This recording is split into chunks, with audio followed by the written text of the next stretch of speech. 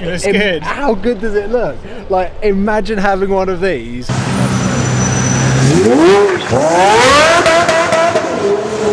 Dear Paul, welcome to Qatar and to the Ned. We're thrilled to have you as our guest during your visit for the prestigious Geneva International Motor Show. Enjoy your stay in our vibrant city. Best wishes, Visit Qatar. This is finally happening. This channel was born in London, and for over half my life I've filmed cars, and so many videos that have built this channel up have featured cars in London from Qatar.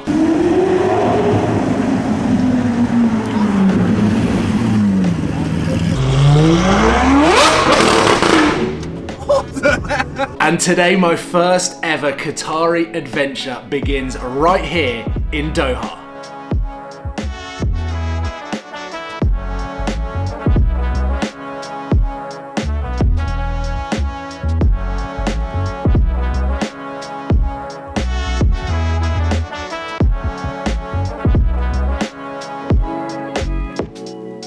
It feels good to be back. This is the first Geneva Motor Show that I've done in 4 years.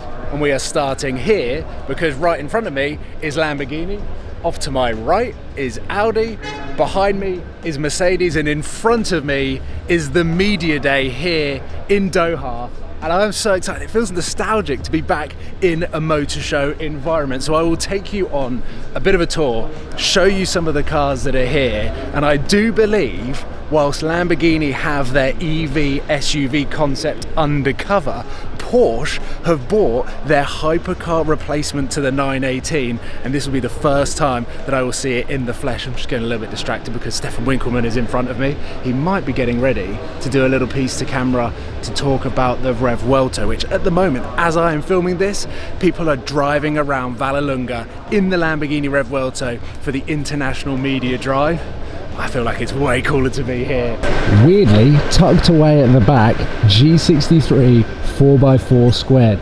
Don't know why it's at the back. That should be at the front. I suppose if it was at the front, it would probably be blocking the view of a lot of the other cars. But this is the first time I'm laying my hands on, in the flesh, a GLC 63. And I have to say, I love the coupe GLC, the previous generation, but this is taking it a step up. I think the wheels look great, the rear looks awesome, this tail light that goes across the back is really, really smart. And then obviously inside as well. Has the guy finished filming or has he left the door open? Oh no, he's still filming. But you can have a look at the big center console in the middle. The Mercedes have brought the heat to Doha, because I'll ignore all of these cars.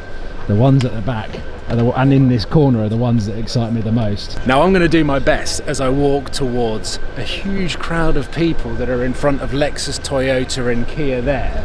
But basically what Doha and Qatar have done is captured the essence of multiple amazing car shows that we get all around the globe, like Goodwood Festival of Speed, Monterey Car Week, because it is not just the traditional motor show that you're seeing that is taking place this week. We have got off-roading in the sand dunes. You've got the opportunity to drive some of the latest cars around the F1 race circuit.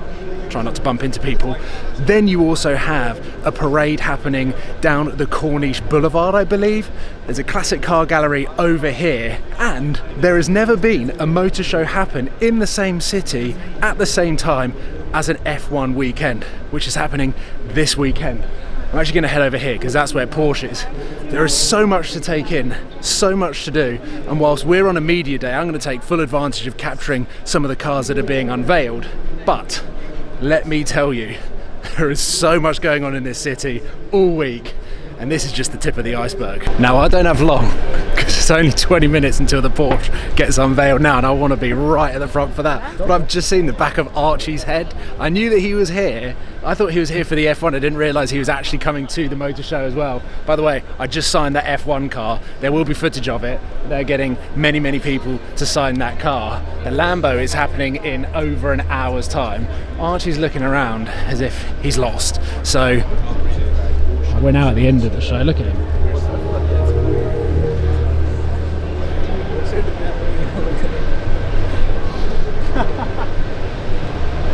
All right.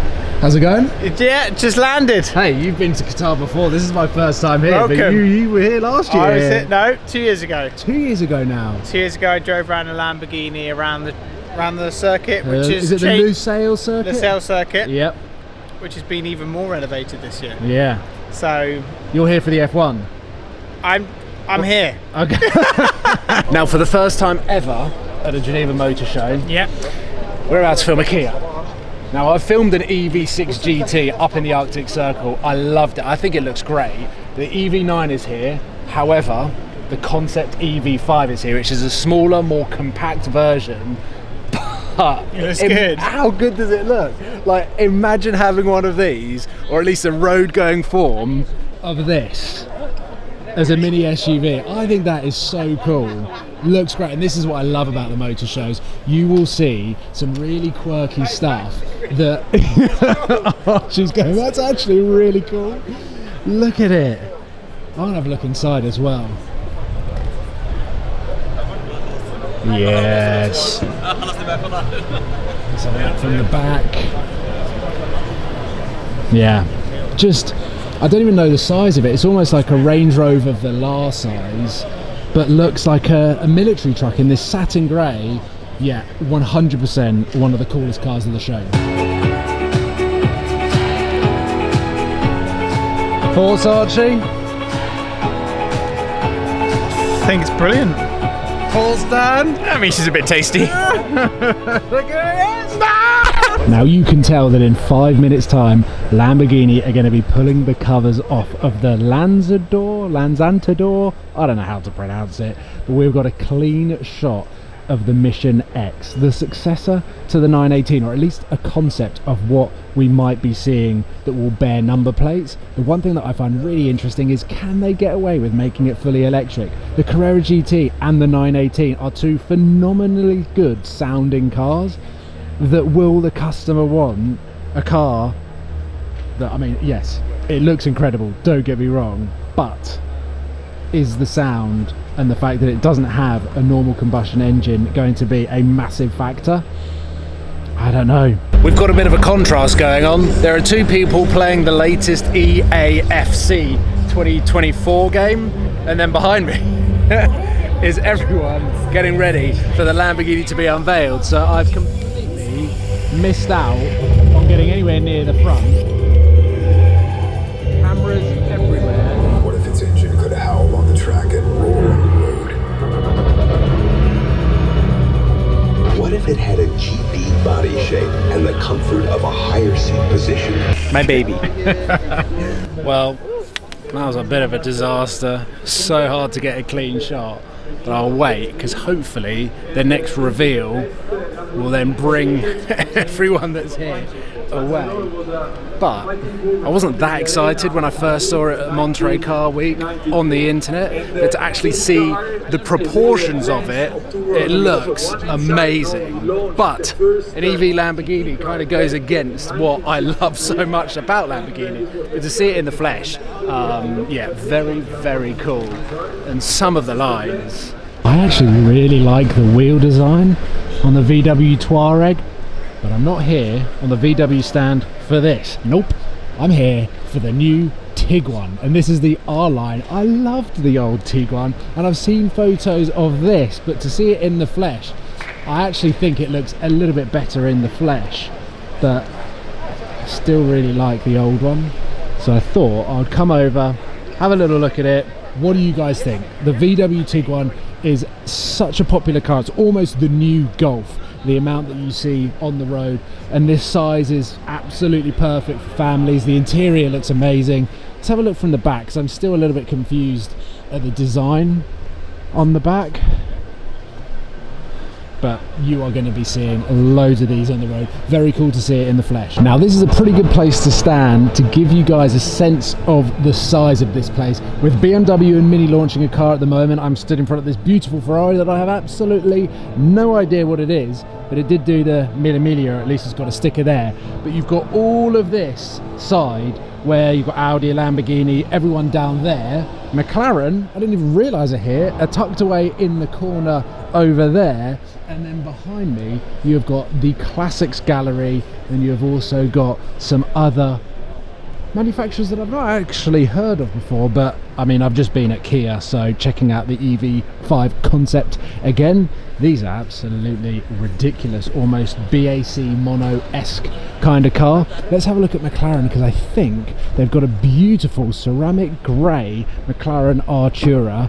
Ooh, they've got a McLaren Elva, and what I can only imagine is a 750S under the cover there. Yeah, have a look at this.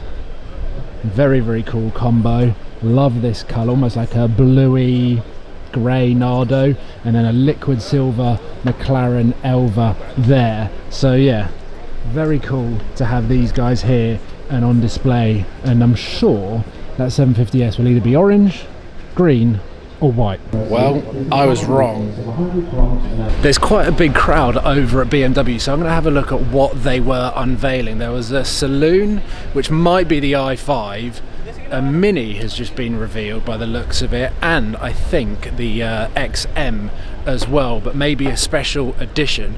And the one thing that I've absolutely loved about being back in this kind of environment is, even though we're in Qatar, which for me feels so far away, and incredibly different to the usual Geneva landscape, which is in the Alps, usually in March with snow, and outside at the moment it's 41 degrees and we're here in Qatar. But there are so many people here from all around the world, so many medias, and it is just incredible to see people just getting really excited about the new reveal of a Mini. So I think Qatar have absolutely nailed what the essence of the Geneva Motor Show is, but then sprinkled their own magic to the show. And like I said earlier, there are so many different hubs around the city that you can go and experience the Qatar automotive world that's out here. And then over the next couple of days, we've also got the F1. So it is just the coolest combination of so many different automotive events all happening at the same time. And yeah, it's the new i5, which looks quite good.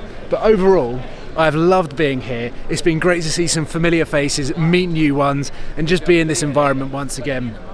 But it is nearly time for me to leave, head back to the hotel and get cracking with the rest of this trip, and there is so much to share with you. This is just video number 1 of bringing you guys some of the reveals that have been happening here at the Geneva Motor Show, but there is so much more to come. So if I don't see you soon, I will see you for the next video. But thank you very much for watching. Hopefully you've enjoyed this, and I'll see you soon, guys. Take care. Goodbye.